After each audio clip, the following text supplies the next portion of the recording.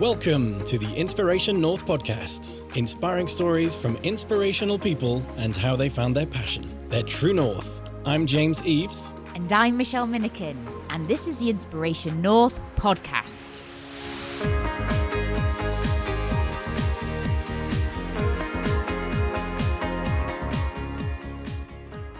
Today's episode, Being Obsessed with Perfection with Xeniya Jones. We talk about finding her passion in Newcastle, training with world-renowned chef Cédric Grolet, and her top tips for budding chefs and bakers.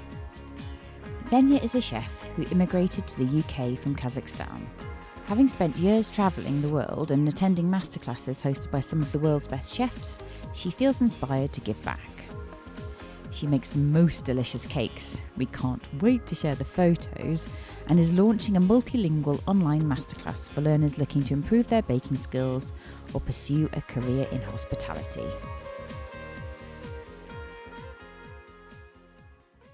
So we are in dessert heaven today.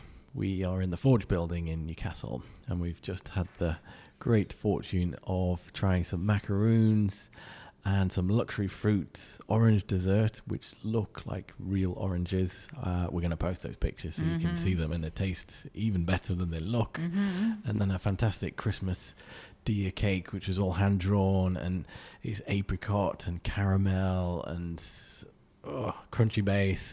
You should check out the photos, because sadly we don't have smell-o-vision and taste-o-vision, but yeah. I'm rambling on because I enjoyed them so much. but over to you, Michelle. Oh, dear me. Okay, so thank you ever so much for inviting us in. Thank you. Your home. Xeniya, did you know what you wanted to be when you grew up? I was born in Kazakhstan. I'm from Kazakhstan. I was into languages. I really love foreign languages. I studied different languages. I studied in China. My first education, I'm translator into Chinese, Russian Chinese. That sounds really difficult. No, it's funny. I was 12 when I started my Chinese journey. I lived in China. I had scholarship. And after China, I moved to Czech Republic, and I wanted to be a politician. I was into diplomacy. I really liked that, international relationships and all that about politics. I studied in university. I studied international relationships for 1 year, and in Czech Republic, in Czech. And after 1 year, I realized that I don't like it. I don't feel this is female profession. It's a really tough world. Politics is very tough, and the world is changing, and I just felt it's just something I didn't feel comfortable about. And I went to another university. Basically, I lost 1 year of my life with politics, and then I transferred to another university. I studied economy, which was fine, and I felt that time that it's cool. That's something that you're always going to find job with economy, in any company. And that was all right. But still, I felt like it's boring. It's not creative. You're just always in the office and you do the same stuff. And it's just really boring. And I felt I'm a creative person. I'm a professional skier. I love skiing so much. I always loved drawing. I never liked baking. I was never a baking person or cooking. I was never into that. Creativity was always something that I needed. But I only realized that after I finished my education, my bachelor degree in Czech Republic. And then I moved to Newcastle, and I found my passion here.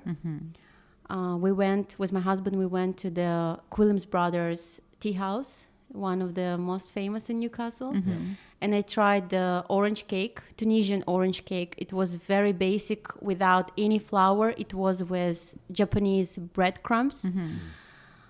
I asked the recipe. They didn't give it to me.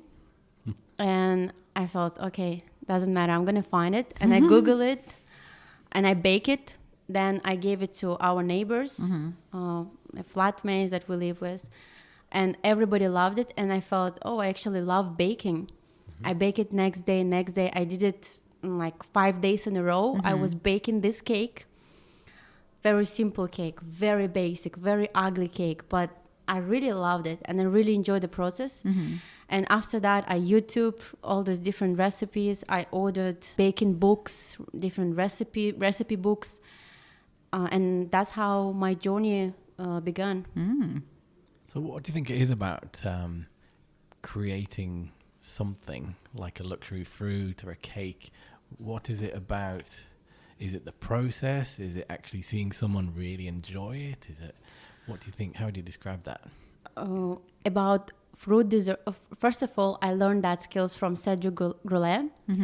He's the most famous chef in the world. The best chef in the world for last 4 years. French chef. He created that concept. How to have desserts in the shape of fruits and the taste of that particular fruits, the pears, apples, cherry, oranges, lemons. So he created that. And twice I went to his masterclass and I had a chance to learn those skills from him, directly from him.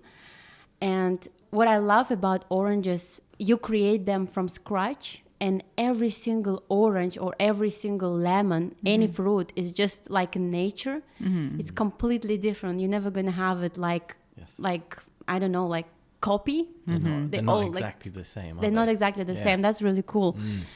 And yeah, it's very creative. It takes 7 days to make orange desserts or lemon desserts because there is a confit inside, which we call it like slow confessage. I cook orange peel or lemon peel with sugar for 7 days, and each day I add more sugar to the pot, and I cook it at 90 degrees for 7 days. 7 days, cracky. Yes, and after that you have this confit when it's very soft. Sometimes orange peel or lemon peel has bitter flavor, so to avoid that, you gotta cook it for like slow confessage. You gotta cook it for 7 days, and it's really amazing. You feel pure flavor of fruits. Now I'm thinking to create avocado. It's very specific fruit, but I want to try to make it with like the seed will be caramel, salted caramel. And the side is like avocado cremeux, but avocado is very strange in desserts. It gives weird flavor, especially because avocado, once you cut it, once it's fresh, you gotta eat it now. If you leave it for a while, it's changing the flavor. But it's all about experiments, and that's what I love about this profession. That sounds really cool. It reminds me of, I often think, for me personally, I won't generalize the UK, but avocado is often seen as something a bit more savory. But then I've got a friend from the Seychelles, and she would eat avocado with a sprinkling of sugar on it as something. I was like, wow, you put sugar on avocados? That's like, why would you do that? But when you try it, it's like, actually. Yes. So I like that experimentation side. That's you effectively creating something that perhaps someone hasn't done before. You never know. It's you may add something into your cake or some savory dish, and you will create something extraordinary, some new flavor, new taste, and people really love it. But there are combinations which is already well-known combinations, such as mint and dark chocolate, or salted caramel and lime and strawberry. I have a spring cake. I change my cakes every season. I have summer cakes. I have autumn, winter cakes. I change them because mango passion fruit cakes, they are the best during the summer season. And chocolates and coffee cakes I do during the winter time. So there is a cake for spring. It has mousse with Earl Grey tea flavor, strawberry coulis, and lime cremeux with aftertaste of the basil. Very light cake, not sweet, perfect for spring. And this combination, strawberry and lime, it's actually very amazing. So I don't try to create bicycle. I just use the existing combination, but I try to make it even more interesting, more light, like less sugar, more flavor.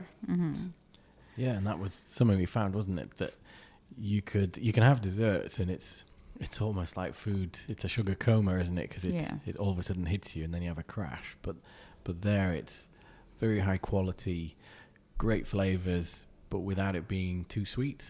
And you only have to have a small amount to actually say, I feel quite content. I don't need a massive slice of something to feed my, I don't know, not sugar my monster. inner demons. Yeah, the inner sugar monster. There we go. No, it's amazing. It's like when you open it, the smell of oranges, it's almost you're in an orange grove. Yeah. It's amazing. Yeah. Would you ever move away to say, these are oranges, but would you ever change the flavor inside? So actually someone thinks it's an orange and then they taste it and it's lemon, say, for example. Or cognitive dissonance. I don't know. Is that too much of a clash? I like more natural things, natural desserts, how it is in nature. Like if client will say, I want the oranges, but I want them to be violet or blue, I think I would not do that. It's just, because what it you're has trying, to be what it the has skill to. is creating something that looks like something from nature. Yeah, but inside as well, if it's lemon, it's going to be lemon and stuff. I have passion fruit, for example. It looks just like real passion fruit, but inside it has passion fruit gel with Tabasco and with ginger confit. A special ginger confit that I cook for a few days as well, and little bit of Tabasco. It gives you some spicy but like extraordinary taste. So you can do some different flavors inside different fruits, but the base must be the original fruit, like passion fruit. There is a passion fruit gel there with passion fruit puree. Here there is orange gel and pieces of fresh oranges. In lemon, there is lemon confit and mint. I add fresh mint into the lemon. Or there is a hazelnut, noisette, hazelnut dessert, originally created by Cédric Grolet. It has 3 different texture of salted caramel inside and praline. Very sweet, but also amazing dessert. So we talked a bit before about ingredients and how it's really important to get sort of the best ingredients that you can get. Yeah, it's very important to find the best ingredients that you can get locally or whenever you are, especially like chocolates. The chocolate that people sell in supermarkets and you can get from any store, that's only really palm sugar there and milk solids. There is no really cacao butter there. It's not chocolate, it's just kind of chocolate. But manufactured. Exactly. That's not the real chocolate. I only buy professional chocolate that chefs using from French companies and Belgian companies. It's very important butter as well. It must be 82.5% of fat, the real butter, not the margarine. That also affects all your sponges and cookies. I don't believe in margarine. Almond flour as well, that's very important. I use a lot of almond flour, ground almonds. Almost every cake has it. Most of the cakes as well, gluten-free. Gelatin is very important. Gelatin has its special power, which calls bloom. In UK and America, they have it like bronze gelatin, silver gelatin, gold gelatin, platinum gelatin. But in Eastern countries and Asia, they have it in blooms, the power of gelatin. So that's very important when you follow the recipe, that you know what kind of gelatin you have. So do I presume that if you've got a recipe that's calling for 200 blooms and you're using, you were saying before, 150, does that affect how it sets? And if it remains, it's a shape, or what kind of is the difference? Exactly. It will affect everything. If you have power 150 or you have 200 bloom and recipe says 180 or 160, you can calculate that using special like Google calculator of gelatins online. You have to calculate it. Or the same with the chocolate. If you have if you need white chocolate for the cake and your white chocolate is, the percentage of cacao butter is like whatever, 35 or 40, that's milk chocolate, and you have less than that, you got to calculate that to have the same percentage. Makes sense. It's chemistry. It is chemistry. It is Yeah, so chemistry. chemistry. Yeah. It's a creative, beautiful, tasty chemistry. And it's and just like chemistry, from what I remember of it at school days, GCSE, Mr. Barraclough, give him a shout out. It's if you get something slightly wrong in the formula, it has a drastic effect on what happens, doesn't it? If you've not got the right ingredients, the right quality, it's in the wrong quantity or strength, then it throws it off. Just everything is important in baking, really. It's not just add flour, add butter, add eggs, and here you have a cake. Temperatures are very important. I would say temperatures is crucial. I have thermometer and laser thermometer. I use it all the time. If you bake cakes, if you do luxury desserts, it's very important. Most of luxury desserts, chefs cover them with mirror glaze, and that's the shiny topping on the cake. The temperature is very important. You won't have the same effect if your temperature is not right. Yeah. So, would you say you were a slight perfectionist? Yes, I am. A lot. I don't like that sometimes. It's good quality to have it, but I'm very critic to myself. Literally, every cake I do, when I finish my cakes, when I finish my desserts, I take a photo, I post it on my social media, and I think I actually could do it better. I don't like it now. Why I did this color? I could do different shade of that color. I always look at my creation with like critic view, and that's not good sometimes. But I suppose it's obsession of the highest quality and the highest standards, which is if you've trained with someone like Cédric Grolet, I mean, we'll post a link to his Instagram feed as well, and it is that's the best. Cédric Grolet changed my world about baking. When you see how he has the very bright white chef jacket, and you see he's working with chocolates, with different cremeux, with liquid fillings, and there is not even one drop on his jacket.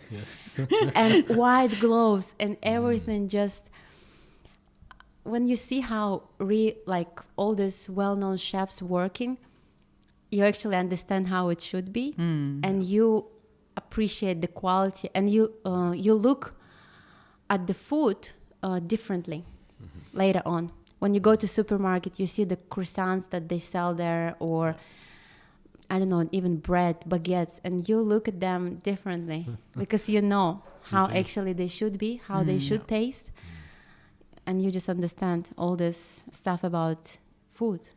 Yeah, we were in France in the summer holidays, and visiting lots of different patisseries, and going for the breakfast, breakfast run. And it was amazing how even in sort of different areas, the croissants were different. Yes. And you'd say, I prefer that one because it's flakier, or... Yes.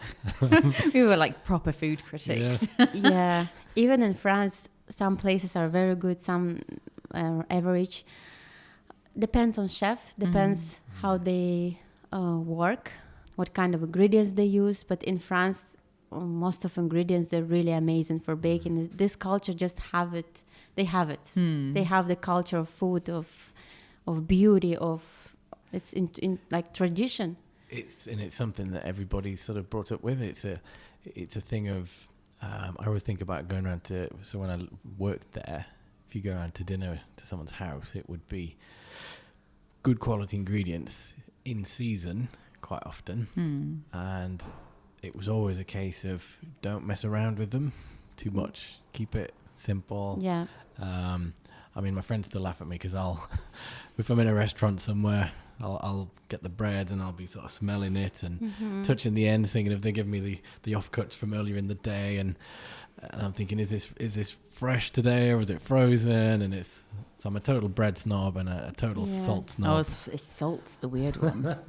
Crikey Moses. When I first started cooking for James with my table salt, just from Tesco's. Yeah. Oh, his like, face. What is this? It took me about 6 months to go, okay, then we'll buy some proper salt. Now it's only fleur de sel. Fleur de sel is it's like, if we can't get fleur de sel, it has to be a replacement somewhere from Cornwall or somewhere like that. But it's a decent replacement. But it's once you've actually tried something different, exactly, of greater quality. I mean, I think when we first met, you talked about putting fleur de sel salt into caramel, so you could have caramel fleur de sel. I only use that salt because it has bigger crystals of the salt and it dissolves slowly, not like the table salt or even normal sea salt.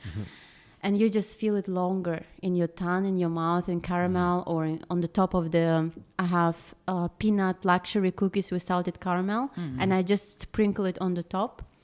And when you just taste it and you feel it slowly, it just opens in your mouth. Yeah. And it's just different, very, very different salt.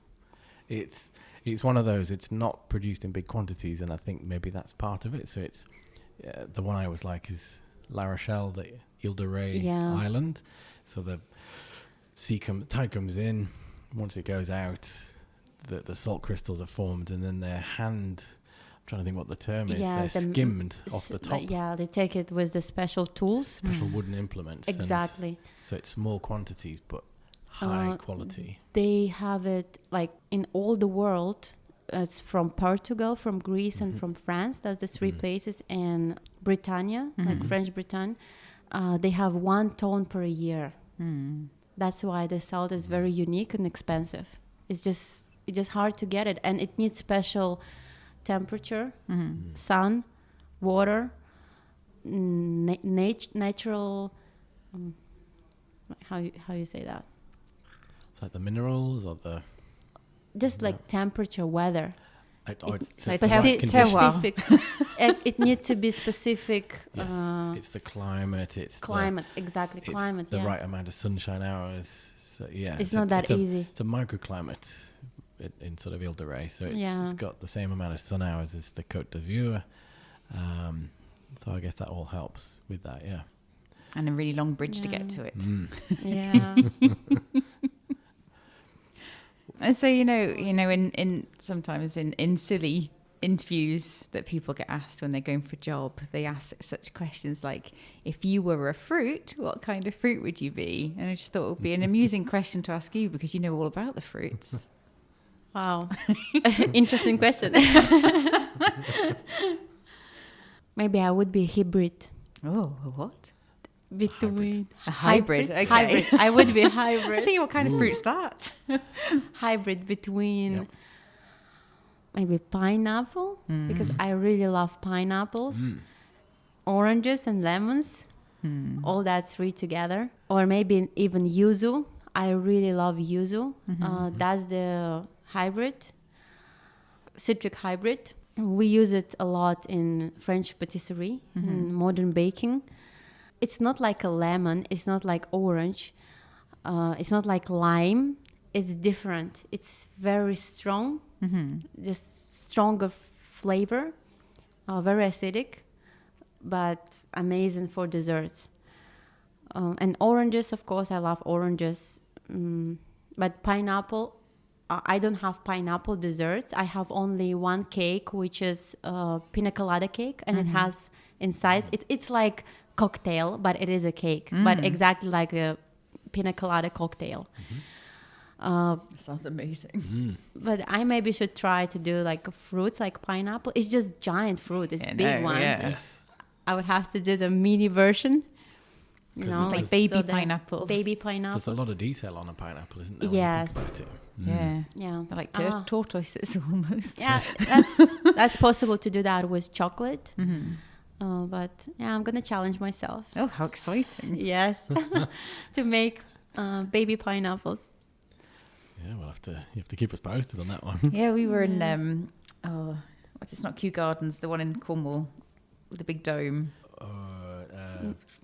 Yes. That place in Cornwall with a big dome with all of the gardens in. Oh, that's so beautiful, yeah. And I can't remember what it's called. Is it the Eden Project? Eden Project, well done. Oh, And we need to start having Google like Joe Rogan. And I was like, Google that, we don't know this stuff. And we were in there, and my little boy was absolutely amazed that pineapples grow like garbage patch kids. yeah. on the ground, on a little. Yes. Yeah, it's such. We'd expect them just to be grown on trees. Like, exactly. Or like melons. Yeah. Watermelons, the same. Have you seen the baby watermelon when it's like that? So cute. When it's very, very small, like a golf ball. And then they grow and they're just huge. It's crackers. Watermelons, yeah. It's almost amazing. We've got so far away from how food is actually grown, because it's kind of, I would before going to the Eden Project, I would have said, pineapples grow on trees. They have like a pineapple tree and that's the fruit, but it's not the case. Yeah. Plus, I wonder as well if we maybe don't appreciate certain things as much, because if you want strawberries, it's no longer just like, oh, I'm looking forward to the summer and Wimbledon because it's strawberry season and asparagus season, because you now get everything coming in from Israel and Peru and now you can go in December, January to supermarket and you find all the berries, everything, bananas, everything, just anything you wish.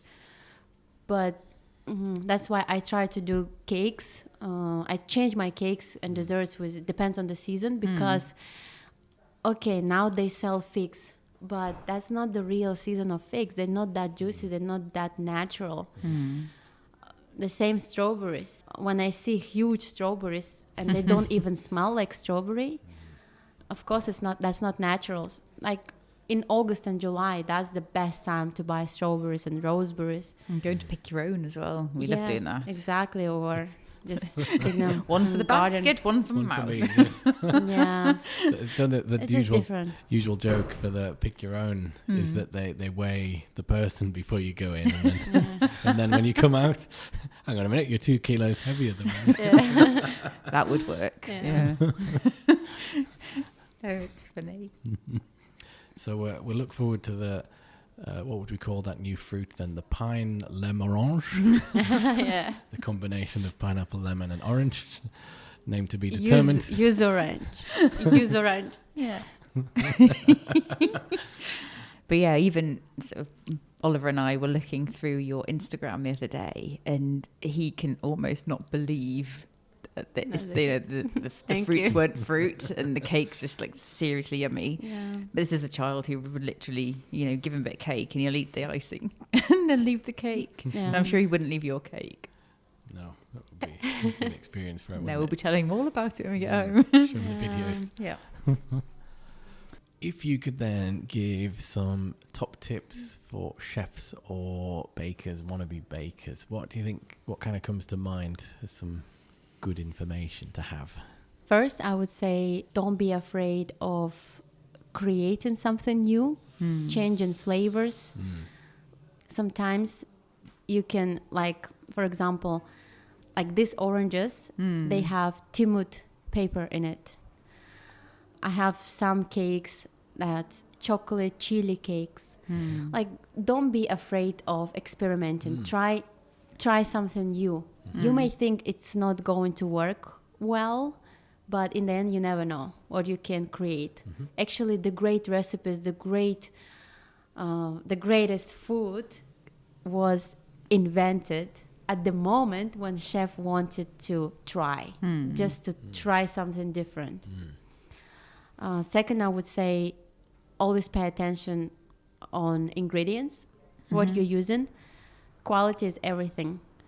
Even the most simple cake, just sponge cake with buttercream, can be absolutely delicious if you use very good butter, good sugar, some good quality strawberry jam, or you even make it yourself instead of buying it.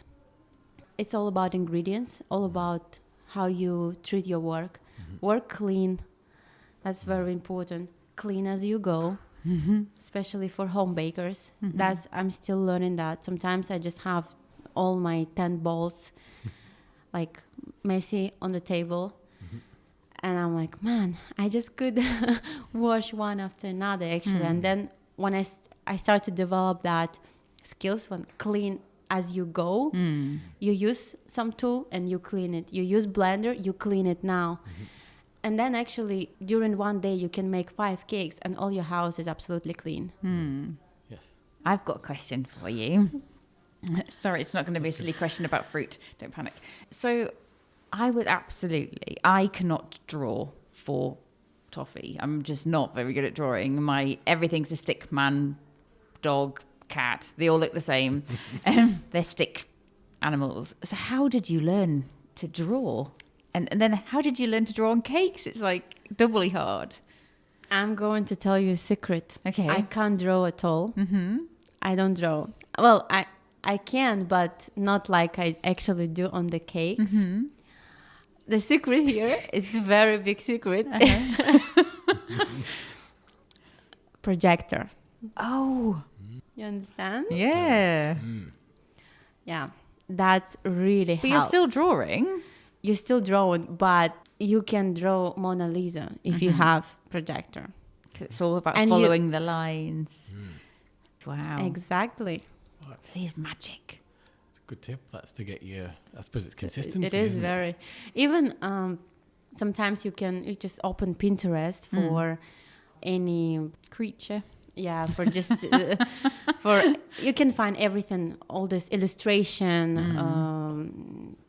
anything, any drawing, any theme you just put on whatever, like some fashion illustration, and you just put the picture, and through the projector you just try to draw it on the exercise book with pen or just brushes.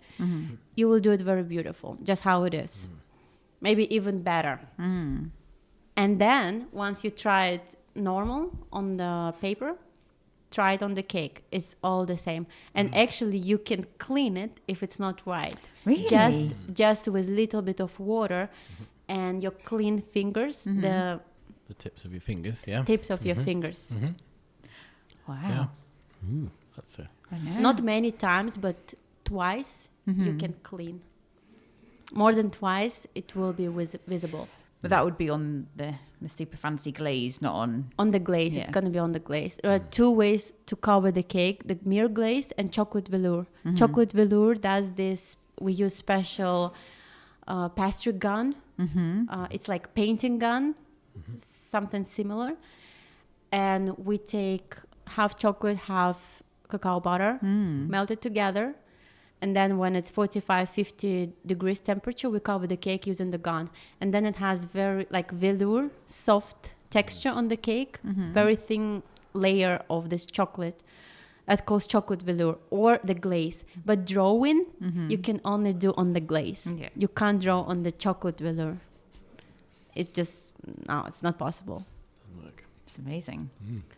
The There you same go, Michelle. with... I know. Yes. No excuse now. Yeah, just need to buy a projector. We gotta try. I wouldn't even know where to start with the glaze, but yes. So many people asking me how you draw, how you... Takes 10 minutes. Oh, wow. Yeah, I'm literally the worst. No one say that. And that's the first time I'm saying that. So there's a big secret. It's between us three. And you won't find it like in YouTube or different books. They don't talk about that. Oh, wow. But you can find even more tips and tricks from Indiegogo platform, crowdfunding. You can find my masterclass, online masterclass there. What sort of It's going to be things? available from the end of January, February. Okay. It's going to be 3 different parts: basic, intermediate, advanced. Basic is going to be macaroons and cookies and some financier. That's French gâteau de voyage, just like baking. Then second part is going to be sponge cakes. Very interesting sponge cakes and traditional Russian cake, honey cake, which is very famous in Eastern Europe. Lots of people love it. It's my recipe. I did it a bit modern. Any traditional cake I try to do still modern way. And last part, advanced, that's the mousse cakes. And I will be talking about how to draw on the cakes, how to work with glaze. And actually, another tip for you, the glaze, mere glaze, everybody says you gotta cook it 24 hours before using. You need to keep it 24 hours in the fridge for gelatin to stabilize. After that, you take it out, you melt it in the microwave, and at the right temperature, you cover the cake. That's not the case. My way of glazing, I do the glaze, I cover cake in 15 minutes. I never do glaze 1 day, 2 days ahead. I just don't have time. And sometimes you can just forget. So I tell people how to make it and use it. That's very useful information for chefs and for pastry enthusiasts. Definitely. So that's January, February time. Excellent. So when that's out, if you can share that with us, then we can share that with our listeners. Yeah, it's exciting. Exactly. It's from indiegogo.com, and you can find it there. Sweet Atelier pastry course. That's cool. Look forward to that. Excellent. So if you haven't picked up our enthusiasm from our voice at how wonderful our sampling was today, what is the best way to find you on social media? The best way is Instagram. Instagram now is just like portfolio of my work, all these photos, pictures, or Facebook group. I have Facebook group, Sweet Atelier by Savi, or Sweets by Savi Instagram. Yeah, that's the best way to find me. If you were going to go back to your 18-year-old self, I know it's not very long ago, but what advice would you give her? Be yourself and be more confident. Be more confident in yourself, and don't be afraid of creating something new. Don't be afraid of challenges. Life is tough. People are different, but do what you love and just be happy. Just try to be happy. And happiness is in little things, in daily little things that would create big happiness. And I would tell myself, don't be so serious about little things. Just try to see bigger picture in everything. Yes. That's what would be the best advice for myself. Awesome. Great advice. Well, thank you ever so much for you. Inviting us and feeding us. Having me. Such amazing. We're set up for the day now. So pleased as punch. Yes, happy people. Fed people, happy Thank people. you. Yeah. Cool. Thanks again for joining us. Thank you so much for inviting me. Cheers. Bye-bye.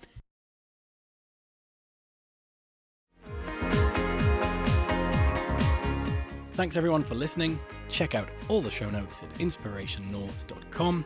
Join us again for the next episode when we'll be chatting to another inspirational person. If you like this, subscribe and tell your friends. If you didn't like this, subscribe anyway. And tell everybody.